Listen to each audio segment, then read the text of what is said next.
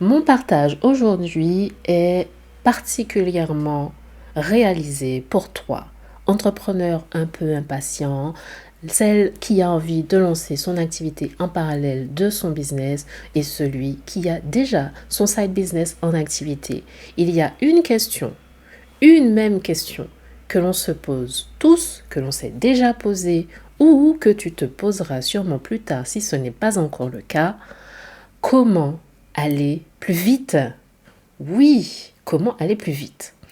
Mais la réalité, c'est que ce n'est pas une question de vitesse. Entreprendre, ce n'est pas une affaire de vitesse, c'est plutôt comment créer un système solide, un système durable, un système qui t'aide à aligner ta vie, ta réalité actuelle avec les objectifs que tu vises, avec ce que tu aimerais obtenir, avec là où tu voudrais être plus tard. Et c'est là que ça devient intéressant parce que tu ne peux pas tout simplement copier n'importe quel modèle. Tu ne peux pas te baser sur n'importe quelle façon de faire ou décider de reproduire exactement la même chose que tu vois ailleurs parce que copier un modèle d'un entrepreneur à temps plein, avec un agenda beaucoup plus libre, avec la possibilité de prendre des rendez-vous, de sortir pour aller à certains rendez-vous avec des déplacements, etc. Ce n'est pas forcément quelque chose qui va pouvoir fonctionner pour toi si tu as déjà une activité à côté. Et en voulant reproduire des modèles de business comme ça, sans vraiment se demander est-ce que ça va coller avec ton emploi du temps, avec ce que tu fais aujourd'hui, avec là où tu veux aller plus tard, si peut-être tu n'as absolument pas envie d'avoir un agenda rempli de calls et de rendez-vous, eh bien, aller adopter le même business model que quelqu'un qui fait des consultations pour obtenir des clients, eh bien forcément, ça ne va pas beaucoup te plaire. Alors, comment créer un business qui te ressemble? Comment développer une activité qui te plaît? Comment avoir un modèle, un business model qui n'exige pas de toi 8 heures de présence par jour, de création, de visibilité ou de gestion. Chercher à avoir un business qui te ressemble et pouvoir éviter l'épuisement, la frustration et la perte d'alignement avec un système qui ne fonctionnerait pas pour toi. Le bon business model, ce n'est pas celui qui a l'air super attirant sur le papier, c'est plutôt celui qui te permet de tenir dans la durée, qui te semble réalisable, qui te semble accessible, pratique pour toi. Même les semaines où tu n'as que quelques heures à consacrer à ton business parce que tu as autre chose à côté à réaliser, un deuxième business peut-être, une autre activité ou d'autres responsabilités, ou tout simplement tu es quelqu'un qui n'a pas envie de bosser 8 heures par jour pour développer pour atteindre ses rêves et atteindre ses objectifs. Et c'est tout à fait ok. J'ai réfléchi à tout ça et j'ai cherché des modèles qui peuvent correspondre aux personnes qui n'ont pas envie de mettre toute leur vie dans leur business, qui ont envie d'avoir une vie à côté, de faire autre chose à côté. Donc, en allant à l'essentiel et en retenant ce qui fonctionne pour soi. Et je retiens 3 modèles qui peuvent être intéressants. Si tu développes ton activité mais que tu souhaites préserver ton équilibre, eh bien on va éviter certaines choses qui vont demander énormément de temps. Tout ce qui va être chronophage, tout ce qui va être production, réalisation que tu peux pas déléguer, qui va dépendre de toi, eh bien on va éviter ce genre de choses.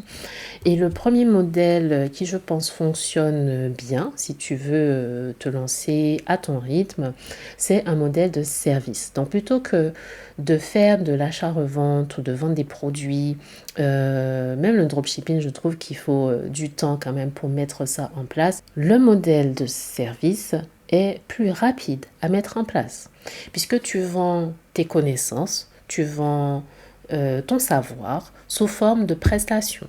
Tu peux vendre des coachings, du consulting, de l'accompagnement, de la création de contenu, des services réalisés pour ton client, mais qui vont pas forcément être entièrement faits par toi, c'est possible et ça permet de gagner du temps. Donc, avantage ici, c'est que tu peux générer des revenus très rapidement avec tes compétences. Ça ne te demande pas d'avoir une énorme audience, simplement des gens intéressés et qualifiés pour ce que tu proposes, des gens qui recherchent ces compétences.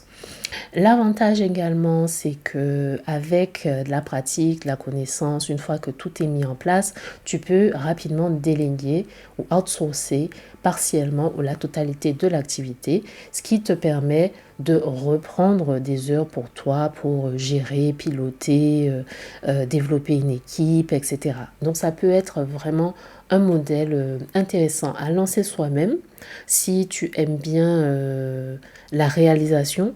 Mais si au bout d'un moment, tu souhaites prendre de la distance par rapport à la réalisation, par rapport à l'exécution des tâches, c'est également possible. Donc le modèle de service, c'est vraiment un modèle qui me plaît, en tout cas, que je trouve assez accessible, assez pratique. La limite ici, avec ce business model, c'est que ton temps, c'est ta ressource principale, au départ, en tout cas. Et c'est là où ça peut bloquer si, au-delà du service que tu veux proposer, tu veux également proposer plusieurs choses, etc.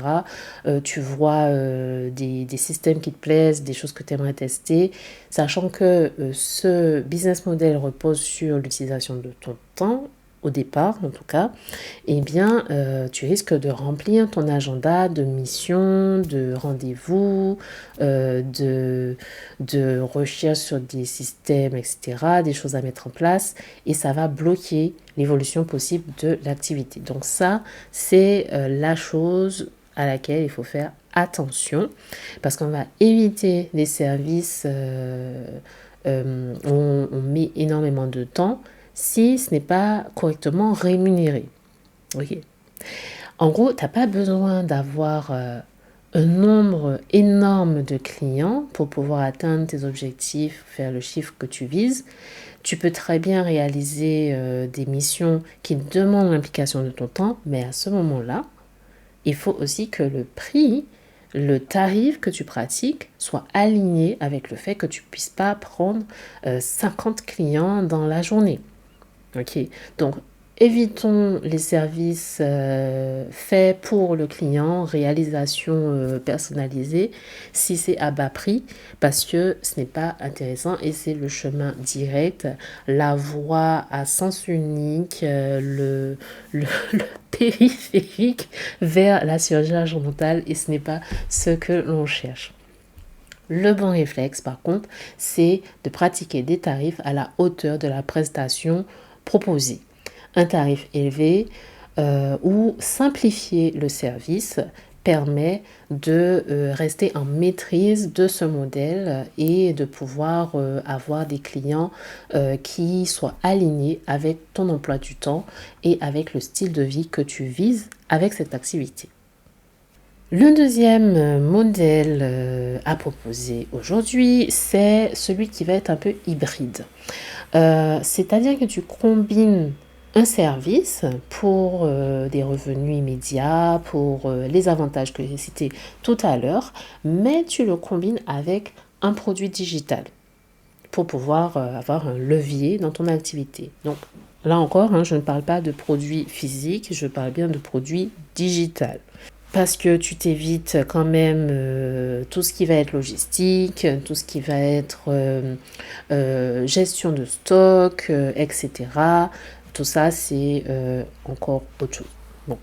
Mais disons que voilà, tu combines ton service avec un produit digital, tu as peut-être un accompagnement pour tes clients et en même temps, tu vends un guide, une formation, un kit avec plusieurs éléments dedans. L'avantage, c'est que tu maintiens ton cash flow tout en créant un actif qui pourra être commandé, racheté plusieurs fois par différents clients. Donc, tu n'as pas vraiment besoin d'être disponible, de mettre à disposition ton temps pour ce produit digital, tu vois. Donc, tu as du temps à consacrer pour la partie service. Et puis, tu as aussi des produits digitaux qui se vendent sans que tu aies plus à faire une fois que c'est installé. Les limites du modèle hybride, c'est que tu risques de te disperser entre la réalisation du service et la création du produit. Cependant, ça fonctionne parce que le produit, tu le crées une fois et après, c'est terminé, sauf lorsque tu auras décidé de faire une mise à jour. Donc, en vrai, c'est une limite, oui, dans la partie réalisation. Mais une fois que c'est fait, ça va. Ce business model hybride, l'autre limite, c'est qu'il va demander que tu t'organises parce que les moments où tu es dans la production de tes produits digitaux, la création, etc., mais c'est du temps que tu ne peux pas consacrer à la prestation de service. Donc, ça va demander de bien planifier ces moments de production à l'avance et d'essayer de voir en fait comment tu gères cela en amont. Parce que l'erreur classique, c'est de vouloir tout faire en même temps, manquer de temps et réduire sur la qualité de tes prestations de service alors que tu crées des produits, c'est pas top. Ok, la qualité de ton service doit toujours être excellente pour satisfaire tes clients. Donc là-dessus, c'est des limites quand même qui peuvent être dépassées assez rapidement pour peu que l'on s'organise suffisamment. Le troisième business model que je trouve très intéressant et qui est assez populaire en ce moment, c'est le business model avec un abonnement. C'est-à-dire que tous les mois, toutes les semaines, toutes les 2 semaines, selon le rythme choisi, tu crées des nouvelles ressources ou tu partages quelque chose de plus ou tu délivres un service avec cette régularité. Et en échange, les membres, les personnes qui ont souscrit à cet abonnement vont te payer régulièrement. Bon, l'avantage ici, il est très clair, c'est que tu peux développer des revenus stables, des revenus prévisibles, tu peux avoir une communauté beaucoup plus engagée, des clients qui vont partager ce que tu fais, qui vont être assez ambassadeurs de ce que tu crées. Et ça, c'est les avantages. C'est un modèle qui peut très bien venir compléter les 2 premiers que j'ai cités avant. C'est un modèle qui est intéressant et qui est très à la mode actuellement. L'inconvénient, c'est que ça demande quand même un peu plus de travail. Ce modèle demande de la constance, de la régularité, de la nouveauté et des efforts pour garder les membres actifs dans ton espace membre, dans ton membership, ou qu'ils restent abonnés. C'est ça la difficulté, c'est la rétention. Il faut pouvoir aimer créer du contenu aussi assez régulièrement pour pouvoir entretenir le lien avec ta communauté parce que clairement si la création, si le fait de produire régulièrement des nouveautés, c'est quelque chose qui t'embête, ben forcément ça va être un peu compliqué de tenir sur la durée. Mais si ton temps est très très restreint, ce n'est pas le business model le plus viable pour commencer. À moins qu'il soit extrêmement simplifié et avec beaucoup d'automatisation. Ça, c'est un autre sujet, une autre histoire, parce qu'il faut pouvoir mettre tout ça en place. Globalement, le business model qui fonctionne le mieux, c'est celui que tu peux maintenir sur la durée, vraiment. On parle souvent de modèles passifs, générer des revenus passifs, avoir l'argent qui tombe sans rien faire. Dans l'entrepreneuriat, c'est pas possible. Ok, entreprendre, c'est actif. Faut se bouger concrètement. Autrement, rien ne va se passer. Donc, soyons honnêtes, hein, rien n'est passif, particulièrement au départ de l'activité, quand tu n'as pas encore les automatisations, pas encore les bons réflexes, pas encore tous tes produits créés. Si tu prends le business model du membership, ben non, c'est pas passif. Il y a des choses à faire. Après, certaines choses peuvent être déléguées, et là encore, pouvoir déléguer, ça se prépare. C'est pas simplement refiler le bébé comme ça à qui veut bien le prendre. Non, non, ça se prépare, ça s'organise et il y a un suivi à réaliser aussi derrière. Donc, il n'y a pas de passivité. Il n'y a pas de passivité. De toute façon, si tu me suis, on n'est pas passif. Ici, on cherche à passer à l'action, ok, parce qu'on sait bien que rien ne se fait sans rien. Même l'automatisation demande une base, ok, une base au départ. Le business model le plus rentable, le meilleur pour toi, celui qui correspond à ton emploi du temps au final, c'est celui que tu peux faire tourner le plus longtemps possible, avec constance, sans te sentir épuisé. Si ton business model aujourd'hui te vide de ton énergie, tu sens que tu ne pourras pas le gérer sur le long terme, il dépend de ta présence en permanence et dans le futur, tu ne vois pas comment tu vas pouvoir te libérer du temps, ça t'empêche de croître. Concrètement, tu atteins un niveau, une situation et tu vois bien que tu ne pourras pas aller au-dessus. Ce business model ne pourra pas évoluer avec toi, c'est une contrainte, eh bien, il y a quelque chose à faire pour changer ça. Demande-toi, est-ce que tu peux réellement maintenir le système, le fonctionnement que tu as aujourd'hui? Est-ce qu'il y a des choses que tu peux automatiser, déléguer pour respirer? Est-ce que la façon dont tu travailles aujourd'hui, ça te plaît toujours? Si tu prends le temps de répondre à ces 3 questions, tu devrais savoir si la façon dont tu travailles aujourd'hui te correspond ou pas. Et si ce n'est pas le cas, eh bien je t'invite à réserver un appel avec moi afin que nous puissions revoir ensemble ton mode de fonctionnement et ce qui pourrait être beaucoup mieux pour toi. Parce que là, clairement, je ne peux pas apporter des solutions personnalisées sans savoir ce que tu vis, ton quotidien, les choses qui sont importantes pour toi. Pour choisir le bon business model, c'est des conseils, des choses assez personnalisées et à faire au cas par cas.